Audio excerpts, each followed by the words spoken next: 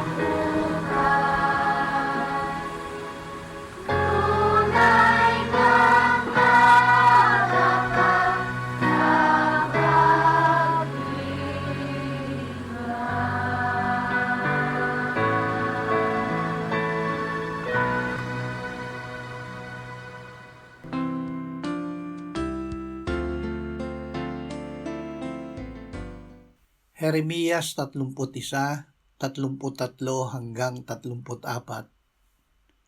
Ito ang tipan na aking gagawin sa sambahayan ng Israel pagkatapos ng mga araw na iyon, sabi ng Panginoon. Ilalagay ko ang aking kautusan sa kanilang kalooban at aking isusulat iyon sa kanilang mga puso. At ako'y magiging kanilang Diyos at sila'y magiging aking bayan.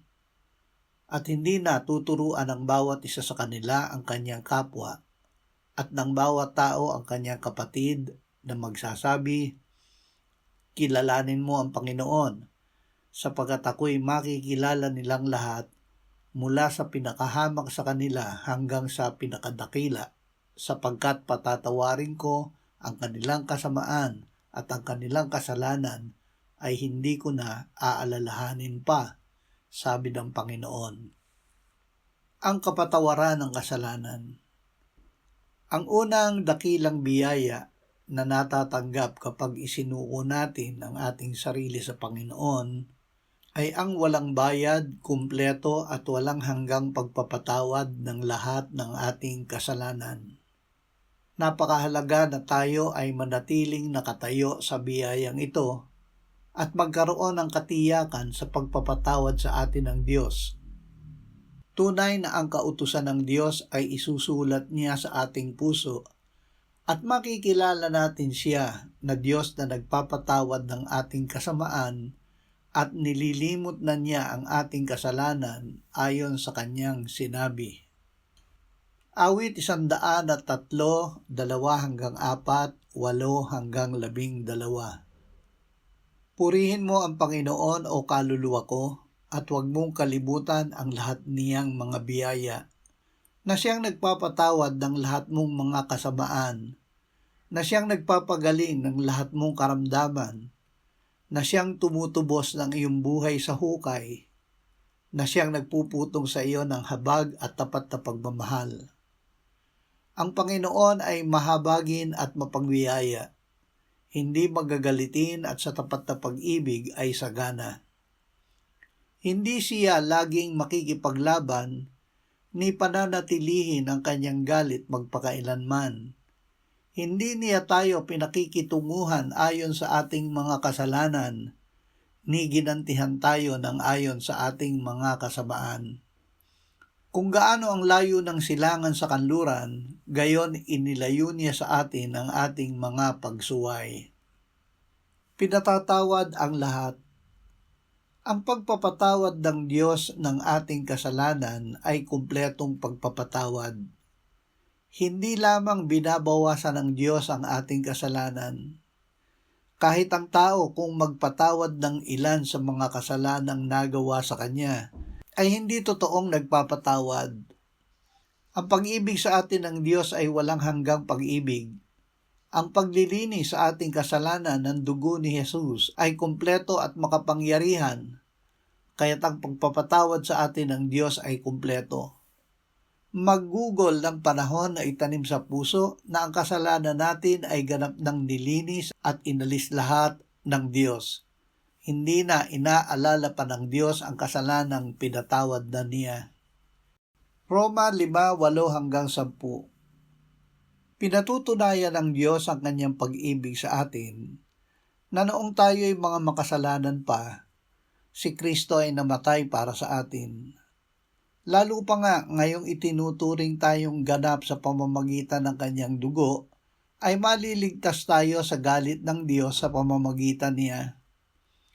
Sapagkat kung noon ngang tayo'y mga kaaway ay pinakipagkasundo tayo sa Diyos sa pamamagitan ng kamatayan ng kanyang anak, lalo ngayong ipinagkasundo na, ay maliligtas tayo sa pamamagitan ng kanyang buhay.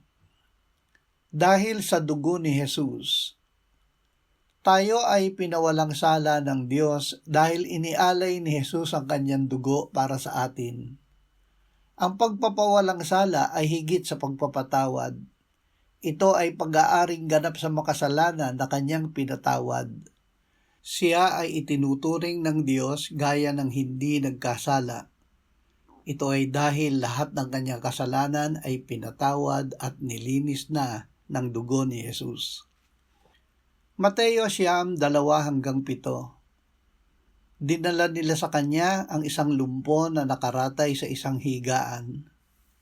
Nang makita ni Jesus ang kanilang pananampalataya, sinabi niya sa lumpo, "Anak, lakasan mo ang iyong loob, pinatatawad na ang iyong mga kasalanan."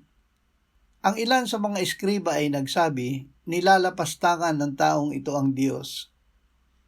Ngunit palibhasa ay alam ni Jesus ang kanilang mga iniisip, ay sinabi niya, "Bakit nag-iisip kayo sa inyong mga puso ng masama?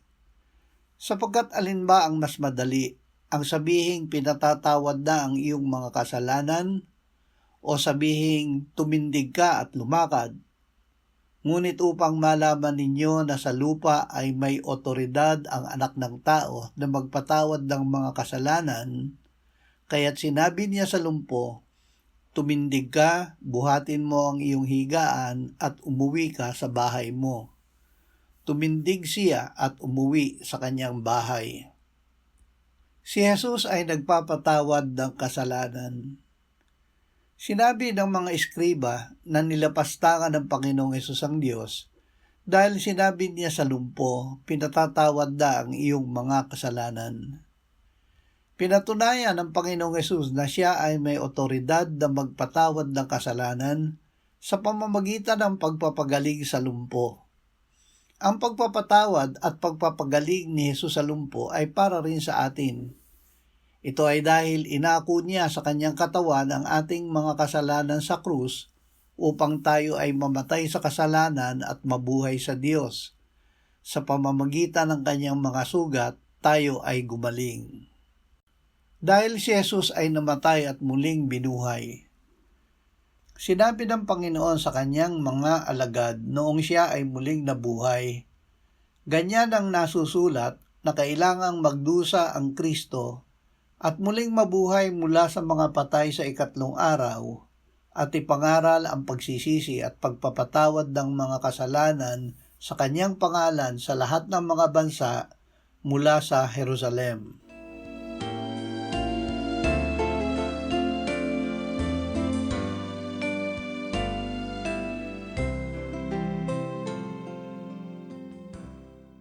Manalangin tayo. Panginoong Jesus, sinabi mo, malibang kainin ninyo ang laman ng anak ng tao at inumin ang kanyang dugo, kayo ay walang buhay sa inyo. Ang sino mang kumakain ng aking laman at umiinom ng aking dugo ay may buhay na walang hanggan, at akin siyang muling bubuhayin sa huling araw. Sapagkat ang aking laman ay tunay na pagkain at ang aking dugo ay tunay na inumin. Siya na kumakain ng aking laman at umiinom ng aking dugo ay nananahan sa akin at ako sa kanya. Kung paanong buhay ang Ama na nagsugo sa akin at ako ay nabubuhay sa pamamagitan ng Ama, gayon din siya na kumakain sa akin, siya man ay mabubuhay sa pamamagitan ko. Panginoong Jesus, aming tagapagligtas, tinatanggap ka namin sa oras na ito bilang aming tinapay ng buhay. Tinatanggap namin ang iyong katawan na ipinako sa krus na matay, inilibing, binuhay na muli at iniakyat ng Ama sa kanyang kanan sa langit bilang aming tunay na pagkain. Tinatanggap namin ang iyong dugo na nabuhos sa ikapagpapatawad ng aming kasalanan bilang aming tunay na inumin. Manahan ka at mabuhay ka sa amin upang kami ay mamuhay sa pamamagitan mo kung paanong ikaw ay namuhay sa pamamagitan ng Ama. Salamat Ama, salamat dahil kay Kristo. Kami ngayon ay nakapamumuhay kasama mo kaisa ng Espiritu Santo. Sa iyo ang lahat ng kaluwalhatian ngayon at magpakailanman. Amen.